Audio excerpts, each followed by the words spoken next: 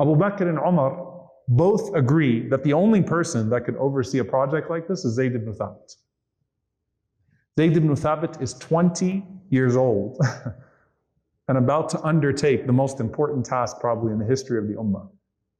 Right? 20 years old, or 21 max. And he has to come forth now. And the two sheikhs of the Prophet ﷺ, the two elders from the companions, call him and they sit him down and they say to Zayd radiallahu ta'ala anhu, listen, we need you to oversee the compilation of the mushaf.